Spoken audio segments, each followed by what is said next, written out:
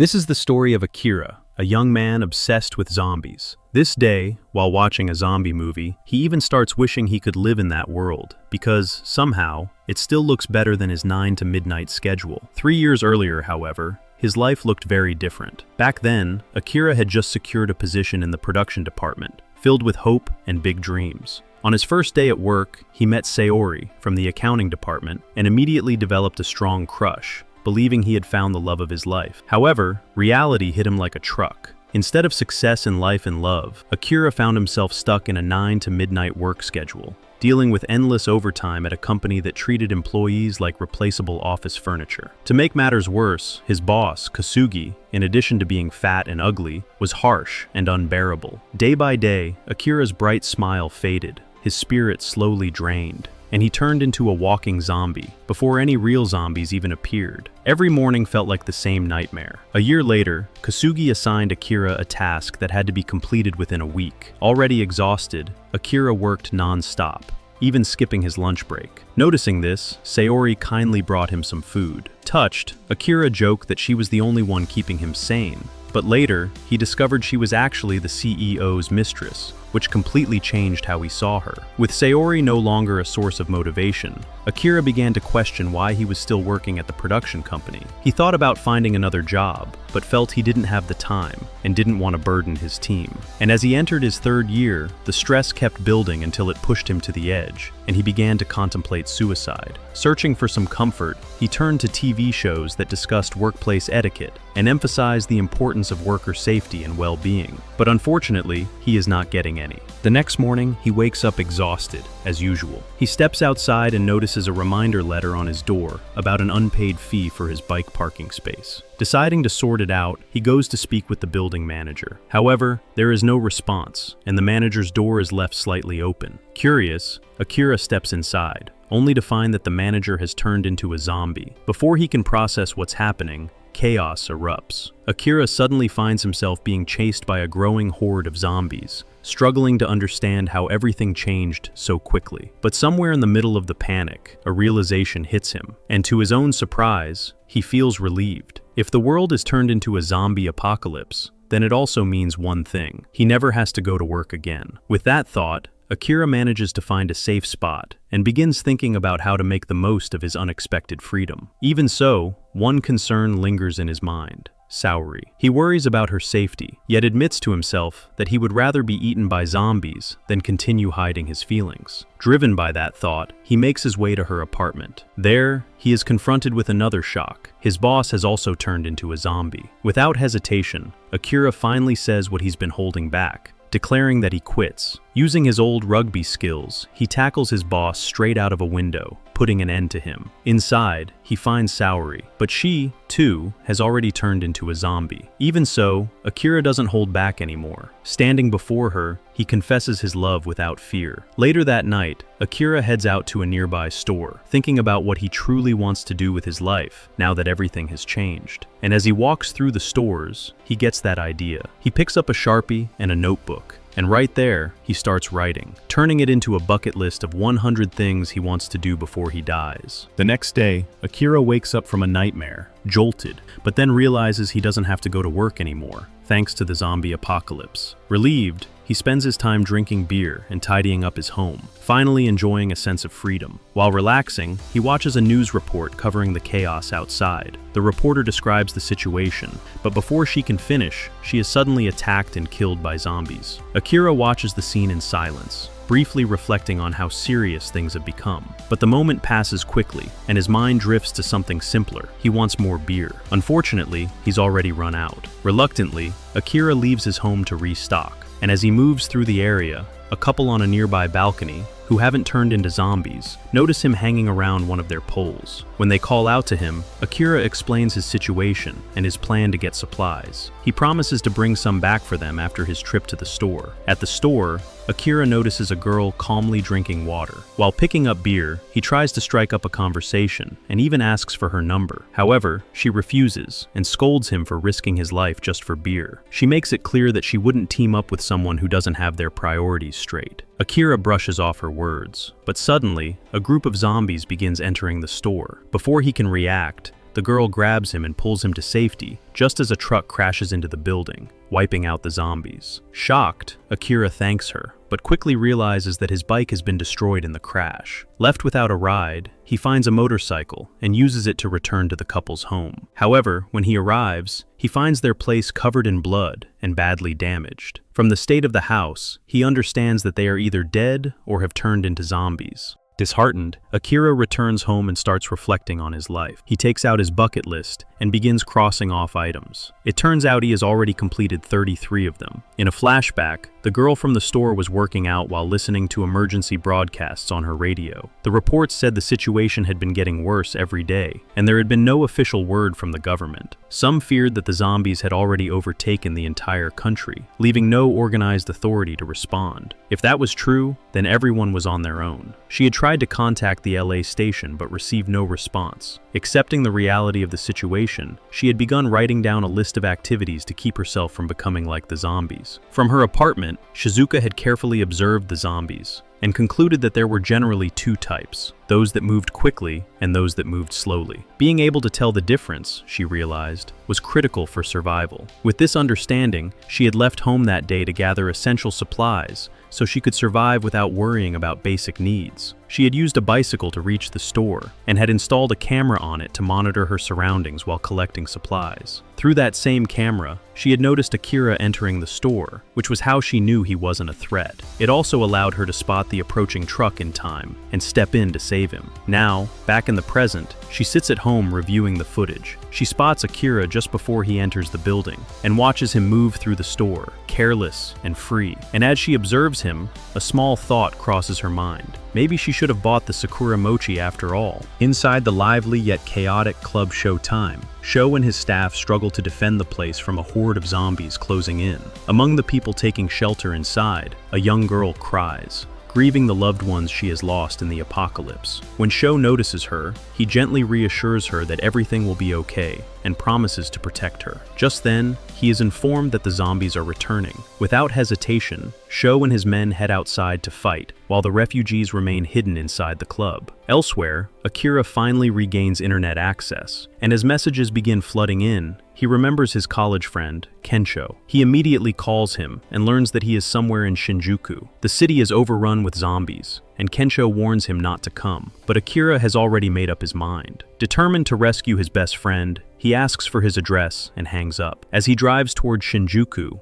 Akira recalls the last time they met. After graduation, Kensho had landed a successful real estate job and was living a luxurious life. He often bragged about dating models, which irritated Akira, who was stuck in a toxic job. Although Kensho repeatedly told him to quit, Akira never had the courage to do so. Meanwhile, outside Club Showtime, the zombies have overwhelmed nearly everyone. Sho begins to accept that he may not survive, but suddenly, for reasons unknown, the zombies retreat, leaving him alive. After arriving in Shinjuku, Akira tracks down Kensho using the address he received. At the same time, Kensho notices something strange. The zombies have disappeared, and the hallways around him are eerily empty. Moments later, Akira finds him. Overcome with emotion, Akira breaks down in tears. He admits that he regrets staying in his toxic job, especially when Kensho had advised him to quit long ago. He finally understands that his friend was right all along. Kensho, caught off guard, struggles to respond. He gathers himself, wanting to say something in return, but before he can, the zombies suddenly return. With no time to waste, the two friends run for their lives, heading straight to the rooftop as the undead chase them. Once there, they slam the door shut and block it with whatever they can find. Still,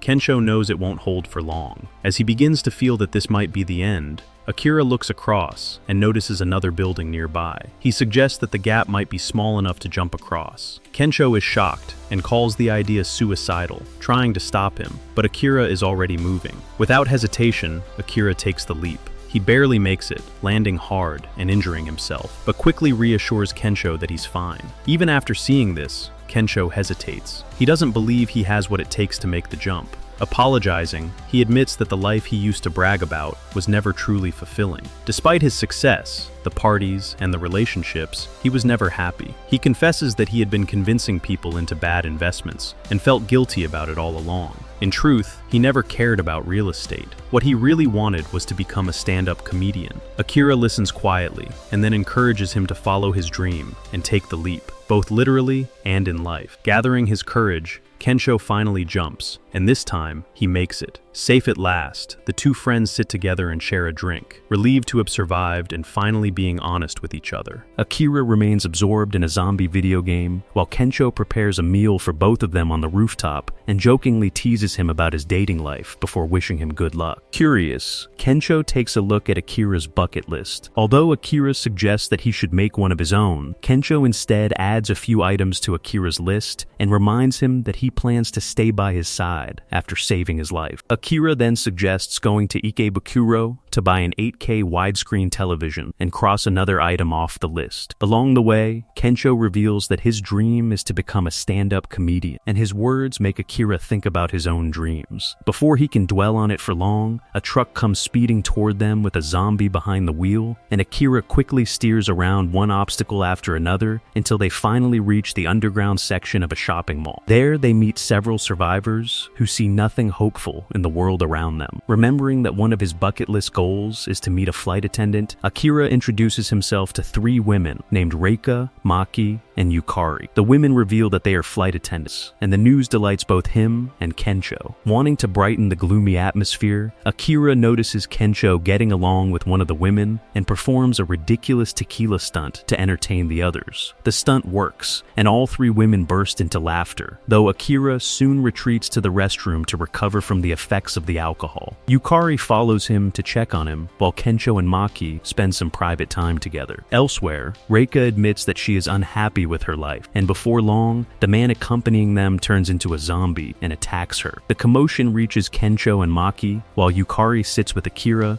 and speaks about her worries regarding her career, even revealing that she has a boyfriend. A short while later, Kensho and Maki come face to face with the zombified Reika, and the encounter turns tragic when Maki loses her life, forcing Kensho to fend off Reika with her own suitcase. At the same time, Akira and Yukari continue speaking about their jobs, and little by little Akira realizes that his dream of working in the production industry was never truly his own. Their talk goes no further, because the zombified man suddenly appears before them and lunges at Yukari. Akira manages to drive him back, but he quickly notices that Yukari has already been bitten. Despite his attempts to help her, Yukari asks him to leave her behind, and admits that, for all her complaints and doubts, she genuinely loves her work. With no way to save her, Akira reluctantly leaves and reunites with Kensho, who has somehow managed to obtain the 8K widescreen television they came to buy. After returning to their hideout, Akira quietly thinks about the words of both Kensho and Yukari and writes a new goal on his bucket list: to remember his childhood dream. Then, with the world still overrun by zombies, he picks up his controller and goes back to playing his zombie video game. The next day, Kensho keeps checking the latest news about the zombie outbreak, while Akira remains busy with the same zombie video game he has been playing for days. The reports mention that the Self-Defense Force has isolated parts of Hokkaido and that some villages have sealed their tunnels, which comforts Akira because his family is in Gunma. Somewhere along the way, Kensho even dyes his hair yellow, and as they chat, Akira admits that his childhood dream is to become a superhero who fights zombies, and he promptly adds it to his bucket list. With that little dream burning in his heart, he and Kensho set off for an aquarium. Inside the aquarium, they wander into the back rooms, where Akira discovers a shark suit in a locker. A little spray paint later, and his superhero costume is ready. Just then, the young woman they met earlier comes rushing into the aquarium with a group of survivors and several zombies close behind. Seeing his chance to look heroic, Akira charges at the zombies, only to learn that getting bitten hurts a lot more than he imagined. Kensho can do nothing because there is only one shark suit, but Akira still manages to throw the zombies into a nearby pool. Poor fellow then looks at the girl, expecting praise, only to find her completely unimpressed. After everyone settles down, Akira introduces himself to the girl. She studies him for a moment and asks why he goes so far to help help other people. She admits that his actions are admirable, but warns that his recklessness could put others in danger, and her words leave him quietly thinking. Before he can say much more, a loud banging noise echoes through the aquarium. Following the sound, they discover a shark with 2 humans trapped inside it. The creature chases them through the aquarium and straight into a crowd of zombies, until the girl notices an emergency exit and guides everyone toward it. In all the confusion, Akira's crush is left behind, and without a second thought, he turns back to save her. The girl cannot understand why he always commits himself so completely to everything he does, while Kensho can only watch and worry. The girl quickly comes up with a plan to defeat the shark, and the two split up to carry it out. Akira faces the creature alone and soon finds himself overwhelmed. But Kensho distracts the shark just long enough for the girl to toss several batteries to him. Using them, Akira electrocutes the shark and finally brings it down. At that moment, he happily crosses another dream off his bucket list, because at least for one day, he truly becomes a superhero who fights zombies. Later, Kensho asks the girl why she never joins the other survivors. She explains that she no longer likes being part of large groups and remarks on how different her goals are from Akira's after noticing his bucket list. Before leaving, she reveals that she wants to find a safe and sustainable place to live, gives Akira her contact information, and introduces herself as Shizuka Mikazuki. With that, the two friends decide that their next stop will be Gunma, where they hope to find Akira's family safe and sound. Akira and Kensho spend some time admiring expensive watches after returning to their hideout, but they soon discover that both the electricity and water have stopped working. Looking up at the night sky, Akira begins thinking about his hometown of Gunma and his parents, and Kensho suggests that they go there and see whether they are still alive. Taking the idea to heart, the two carefully pack their things and set off for Gunma. During the drive, Akira mentions that an RV would make the journey much easier, so they stop at an RV show. To their surprise, they run into Shizuka once again. Akira invites her to join them, but she declines because she does not have a driver's license. As the three look through the large selection of RVs, Akira and Kensho are immediately drawn to a luxurious model, while Shizuka searches for one that is actually practical. Before they can make up their minds, a crowd of zombies notices them, forcing the group to jump into a random RV and speed away. Along the road, Shizuka shares her belief that a virus caused the zombie outbreak, and that developing a vaccine might be the key to stopping it. Their journey then hits another obstacle when they come across a spike strip, causing Kensho, who is riding his motorcycle, to injure himself. Not long afterward, they encounter a group led by Chief Kosugi, who turns out to be Akira's former team leader from work. Kosugi is shocked to see Akira alive and offers the group shelter at his truck shop, along with food, spare tires, and other supplies. Although Akira is grateful for the help, seeing the man who made his life miserable leaves a heavy feeling in his chest. Before long, Kosugi reveals his true intentions and insists that Akira and his friends work for him for 2 days, using the danger of the zombies to pressure them into agreeing. Kosugi immediately assigns Akira a long list of tasks, while Shizuka treats Kensho's injuries and worries that Kosugi may find a way to keep Akira working longer than promised. The next day, Akira throws himself into his work and notices that everyone around him seems exhausted and unhappy. Feeling sorry for them, he secretly stores some beer to share later. Kosugi initially complains about wasting electricity, but he changes his tune when the workers decide to hold a welcoming party for Akira and his friends. Afterward, Akira notices something unsettling about the place, because Kosugi treats zombies as though they are nothing more than tools. At the same time, Kensho and Shizuka talk about Akira and wonder why he continues to endure Kosugi's abuse, and a memory from Shizuka's past helps her understand just how deeply those experiences have scarred him. Meanwhile, Akira quietly continues working alongside the zombies. And that is it for today. If you enjoyed this recap, please subscribe to the channel, hit the like button, and feel free to write whatever you want in the comments section. Thank you for watching.